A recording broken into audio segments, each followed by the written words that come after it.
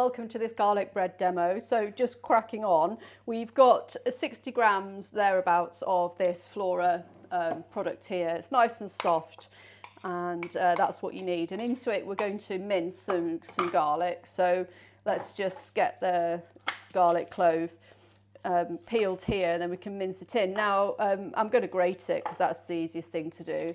And this is a good big clove of garlic. I think that's enough for this bread, really. You know, you sort of want 10 grams per half baguette.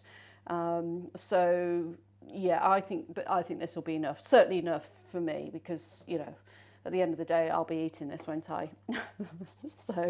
so just grate this in. And then we're going to mix the butter. Now, here in front of me, I've got a baking sheet, you'll see in a second. And I've got the oven on, it's a 220 fan.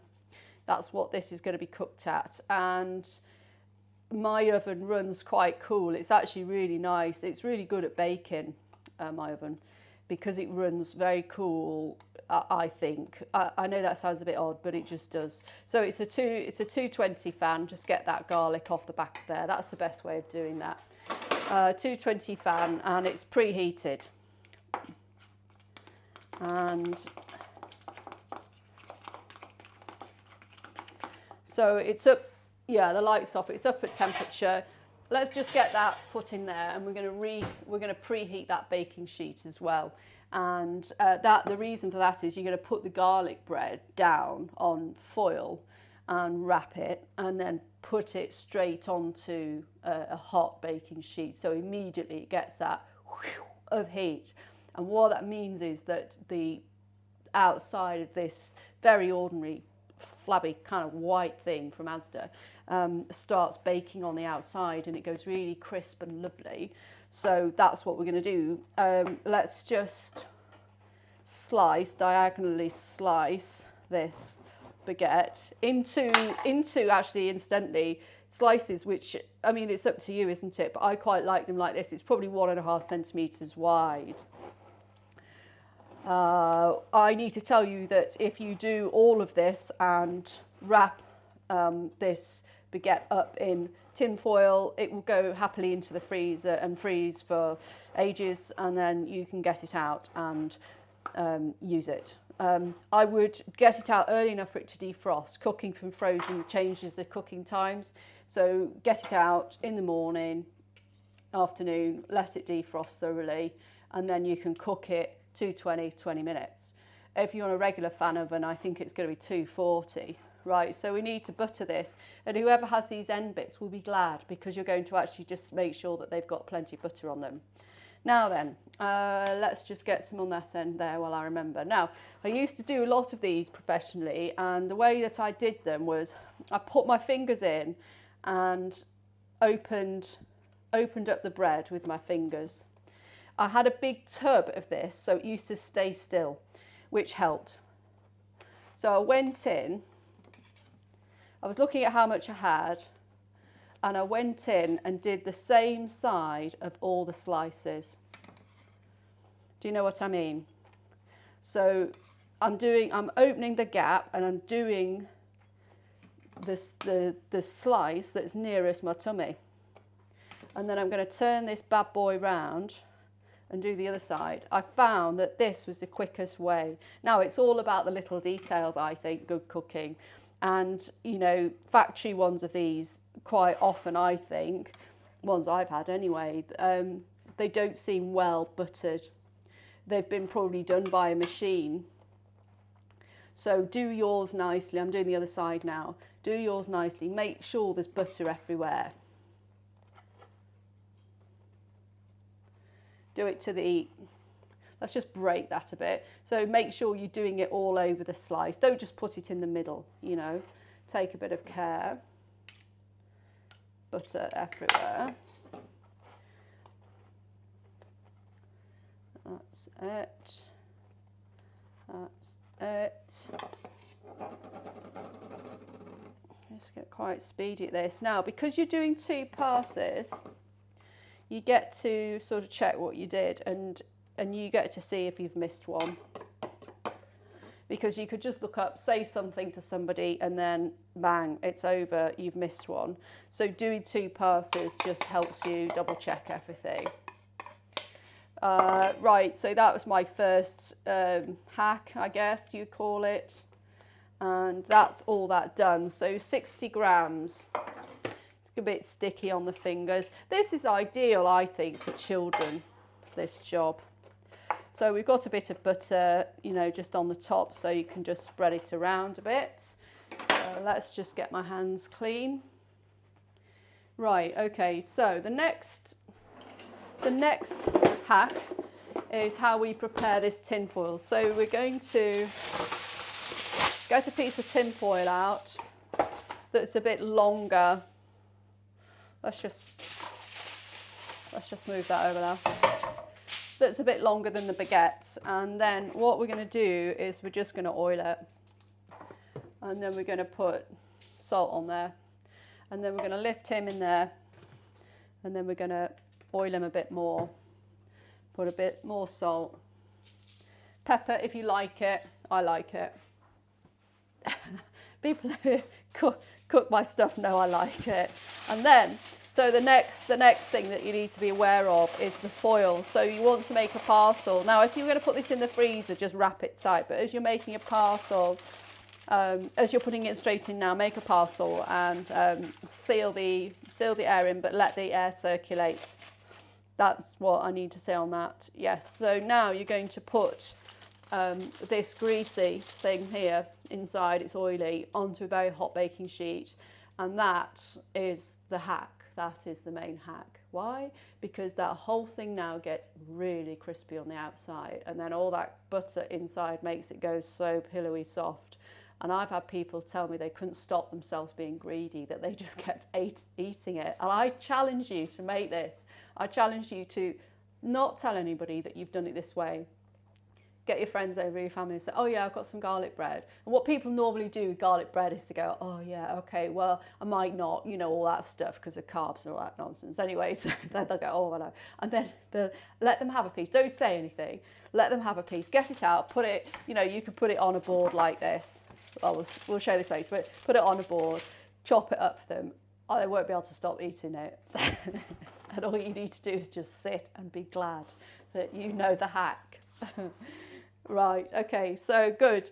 Now, just before I open this, just when you're opening an oven that's hot, please open it slowly. I know it's quite tempting to open it quickly, but don't. Open it slowly, because look, it's a hot box. It's a cube of hot air.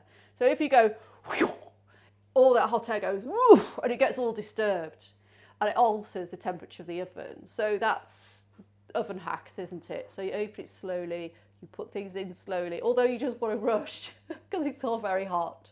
Open it slowly, put things in slowly, close the door slowly, slowly, slowly, slowly. And my mum taught me that. I don't know where she got it from, but she's absolutely right with that. Bless her. So I'm now going to open the oven. It's going to spill out all this hot heat. I'm going to push my head over to that side so I don't get a face full of it. And put this in, and it's going to be 20 minutes. And then I'm going to say cut, and then I'm going to come back and we're going to open it up. All right, so you see, I nearly did it. I'm just like everybody else. You just want to just do things quickly. So that baking sheet is now nice and hot. That oil is now hitting a very hot baking sheet. I've just pushed that baking sheet back a little bit. When I put it into the oven, I put the baking sheet quite close to this edge so it would heat through, but so it was just there for me to put that bread on, and then when the bread was on I could just push it back. Now then, if you had 2 bits of bread, let's just, yes, half past. So if you've got 2 bits of bread going onto that baking sheet, you know, make sure that they're not next to each other. They don't want to be lined up like soldiers, because then you'll just not get anything hot here, will you? So no, spread things out and let the oven heat do its thing. If you were doing 4 pieces, so 2 sets of 2 bits, you know, an oven full, then you'd need to halfway through change the baking sheets over because the top's obviously hotter than the bottom. And actually, when you've got a baking sheet on the top of the oven, it's protecting, I think of it as, the bottom from heat. It just changes things. Yeah, That's the best, I think, the best way of explaining that. So that's gone in now, 220 for 20. I used to pump these out 50 a week. Bang, they went. People loved them. People repeatedly ordered them. So I really want you to do it. Now, you don't need to do garlic. You could just have bread. I did it the other day for the absolute nightmare of a live Facebook feed when it all just went a bit wrong because technical stuff. But anyway, I'm redoing it now. And I just used butter because I didn't want garlic bread to eat. But after I'd finished it and my Airbnb guest came in and said, "Oh, help yourself to this bread." And I'm like, "Oh, it's really good." Oh, right, okay, yeah. And one person said, "Oh yeah, you can cook then." I don't know, read into that what you will. But 220, 20 minutes. But I'm on a fan, but it cooks a little cool and it's very steady. It was probably originally 150 quid this oven, but it cooks beautifully. So yeah, really nice, really nice thing coming up here, and I hope you do it. So cut, and we'll come back when it's ready. Right, okay, so this has been in for just over 20 minutes, and here it is. So that's all pretty good. So we've got crispy on the outside here, and then we've got crispy underneath. That bit's gorgeous, full of oil, full of garlic butteriness, seasoned nicely. The thing about this is it's seasoned everywhere, and I think that's important. I think the ones that you buy from the shops, they've got garlic butter inside, but that's all they've got. But this is seasoned on the top, it's inside, and it's also underneath there. It's like a crouton underneath there, it's lovely. So this will sit happily in this foil for a bit. And so we've got a nice crispy, crunchy outside, but that's all nice and soft in the middle. And if we were to just break that open, we can see that the cook has come up here and that this here is nice and soft and fluffy in here. That's marshmallow soft in there. So yeah, absolutely lovely. You could also put dried oregano into the mix actually, and then you'd have a little fleck coming here if you wanted it, but you don't need to. I'll put that on the recipe as an option, but yeah, plain and simple is good. And the fact you've got a bit of pepper on the top and some proper colour on it, I think that allows it to speak for itself. What you might want to do before you serve it is actually just break it into some chunks. I've witnessed this a lot actually. These things come out and then people start tearing at them like that. Well, you might help your diners out by just chopping through. Let's just get a knife. So this is how I do it. Leave that over there. I'll get this over here, and I'd help the diner to a couple of slices. I would give them the pleasure of tearing that apart, but I would then give them that.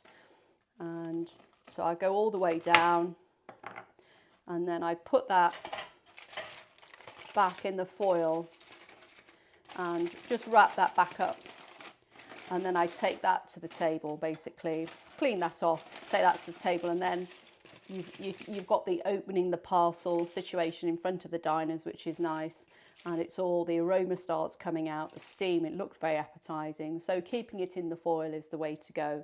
So I hope that's been useful, informative, and I hope that you enjoy it. So thanks very much for watching.